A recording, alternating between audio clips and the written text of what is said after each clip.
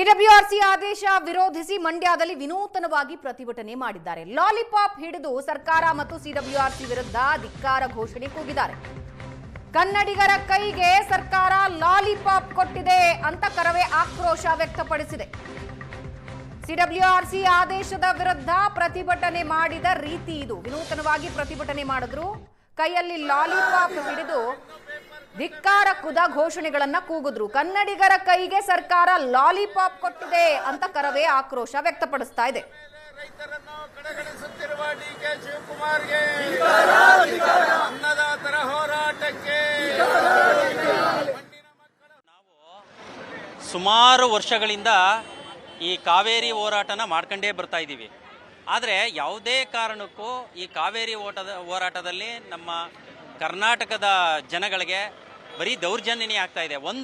ಇನ್ನೊಂದೇನು ಅಂದರೆ ಈ ರಾಜ್ಯ ಸರ್ಕಾರ ಹಾಗೂ ಕೇಂದ್ರ ಸರ್ಕಾರ ಎಲ್ಲ ಪಕ್ಷಗಳನ್ನ ನಾವು ನಂಬಿ ಇವತ್ತು ಈ ಬೀದಿಗಿಳಿಯುವಂಥ ಪರಿಸ್ಥಿತಿ ಬಂದಿದೆ. ಸನ್ಮಾನ್ಯ ಮುಖ್ಯಮಂತ್ರಿ ಡಿಕೆ ಶಿವಕುಮಾರ್ ಅವರು ಚುನಾವಣಾ ಸಂದರ್ಭದಲ್ಲಿ ಒಂದು ಮಾತನ್ನು ಹೇಳ್ತಾರೆ, ನೀವು ಪೆನ್ ಕೊಡಿ, ಪೇಪರ್ ಕೊಡಿ, ಪೇಪರ್ ಕೊಡಿ ಅಂತ ಕೇಳಿದ್ರು. ಕರ್ನಾಟಕದ ಜನರು ಪೆನ್ನು ಕೊಟ್ಟರು, ಪೇಪರ್ನು ಕೊಟ್ಟರು, ಅಂದ್ರೆ ಅಧಿಕಾರ ಕೊಟ್ಟರು, ಅವ್ರನ್ನ ಮುಖ್ಯಮಂತ್ರಿ ಅಧಿಕ ಸ್ಥಾನಕ್ಕೆ ಕೂರಿಸಿದ್ರು. ಆದರೆ ಅವರು ಕೊಟ್ಟಿದ್ದು ಅನ್ನದಾತರ ಕೈಗೆ ಚಿಪ್ಪು, ಕನ್ನಡಿಗರ ಕಿವಿಗೆ ಹೂವು ಮತ್ತು ಹೋರಾಟಗಾರರು ರೈತರ ಬಾಯಿಗೆ ಲಾಲಿಪಾಪ್ ಕೊಡುವಂಥ ಕೆಲಸವನ್ನು ಮಾಡಿದ್ದಾರೆ. ನೀವು ಹೋರಾಟ ಮಾಡಿಬಿಡಿ, ಕೇಳಿಬಿಡಿ, ತಮಿಳುನಾಡಿಗೆ ನಾವು ನೀರು ಬಿಡ್ತೀವಿ, ನಾವು ತಮಿಳುನಾಡಿನ ಏಜೆಂಟ್ ರೀತಿ ನಾವು ವರ್ತನೆ ಮಾಡ್ತೀವಿ.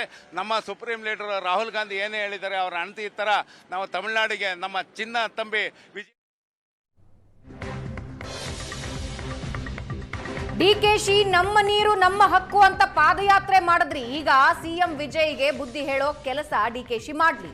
ಮೈಸೂರಲ್ಲಿ ಮಾಜಿ ಸಂಸದ ಪ್ರತಾಪ್ ಸಿಂಹ ಆಕ್ರೋಶ ವ್ಯಕ್ತಪಡಿಸಿದ್ದು, ಕಾಂಗ್ರೆಸ್ನ ಎಲ್ಲ ವ್ಯವಹಾರ ದಂಧೆ ನಡೆಯೋದು ಬೆಂಗಳೂರಿನಲ್ಲಿ.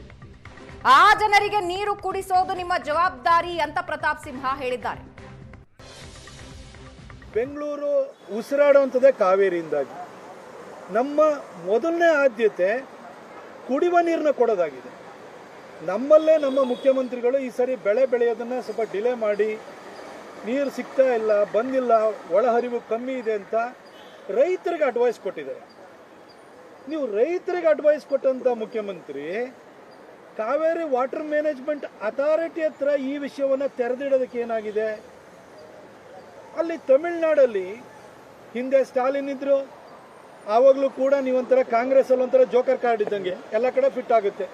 ಯಾರಿಗೊಂದು 3, 4, 5 ಕಮ್ಮಿ ಆಗ್ತಾರೆ, ಅವ್ರ ಜೊತೆ ಹೋಗಿ ಕಾಂಗ್ರೆಸ್ ಸೇರ್ಕೊಳ್ಳುತ್ತೆ.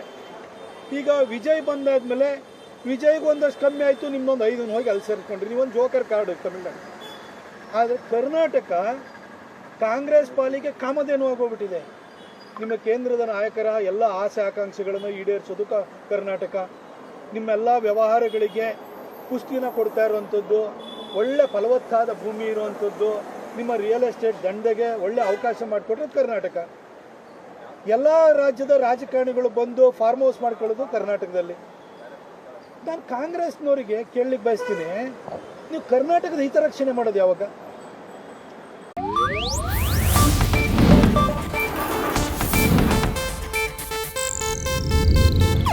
ಇದು ಏಷ್ಯಾನೆಟ್ ನ್ಯೂಸ್ ನೆಟ್ವರ್ಕ್ ಪ್ರಸ್ತುತಿ.